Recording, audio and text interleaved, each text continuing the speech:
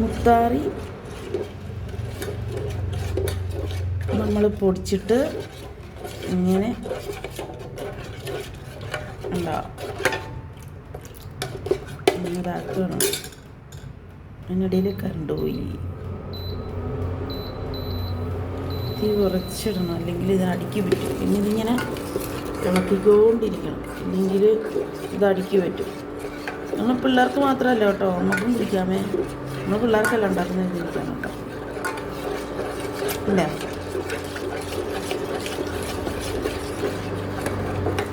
ഇങ്ങനെ കുറുകി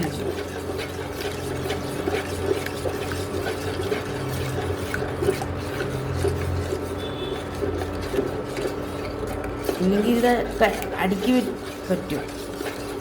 പിള്ളേർക്ക് കൊടുക്കുമ്പോൾ നമ്മൾ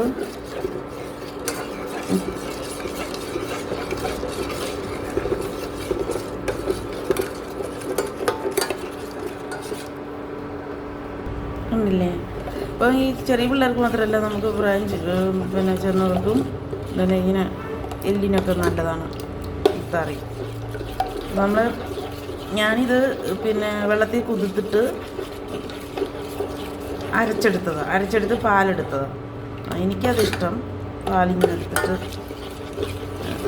നമ്മൾ പിന്നെ ഉണങ്ങി പൊടിയാക്കി വെച്ചിട്ട് അതിൽ നിന്ന് കുറച്ച് ഓരോ സ്പൂൺ എടുത്ത് കലക്കി അരിച്ച് ഇങ്ങനെ ഉണ്ടാക്കാം. ഉണ്ടല്ലേ, ഇങ്ങനെ ഓരോ ഗ്ലാസ് ഈ പ്രായം ചെന്നിരിക്കുന്നവർക്ക് എൻ്റെ അപ്പച്ചനൊക്കെ ഇങ്ങനെ നമ്മളൊരു പാത്രത്തിൽ കുടിക്കും. അപ്പോൾ നമുക്ക് കൂട്ടാനൊക്കെ കൂട്ടി കുടിക്കാം.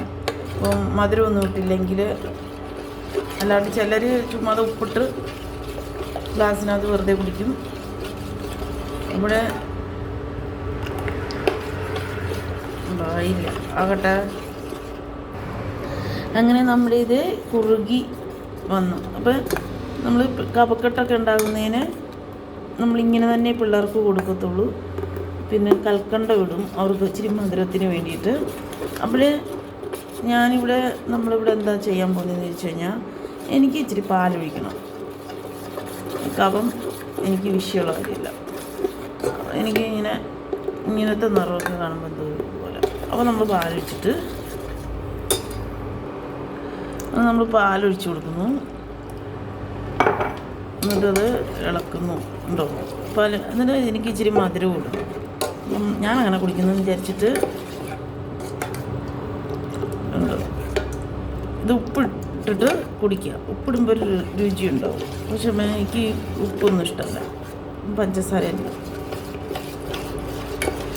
അനുഗ്രഹത്തിൻ ആദിവാദിയേ ആനന്ദ കൃപാ അനുദിനം നീ പാദഗതിയേ ആടിയാനു നിൻ കൃപമതിയേ അനുഗ്രഹത്തിൻ ആദിവാദിയേ ആനന്ദ കൃപാ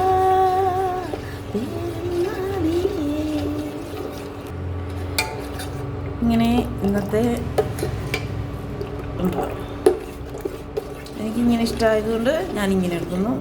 അല്ലാത്തൊരു പാലൊഴിക്കണമെന്നുമില്ല, പഞ്ചസാര ഇടണമെന്നില്ല. ഉപ്പിട്ടൊക്കെ കുടിക്കാം, ഹെൽത്തിക്ക് നല്ലതാണ്.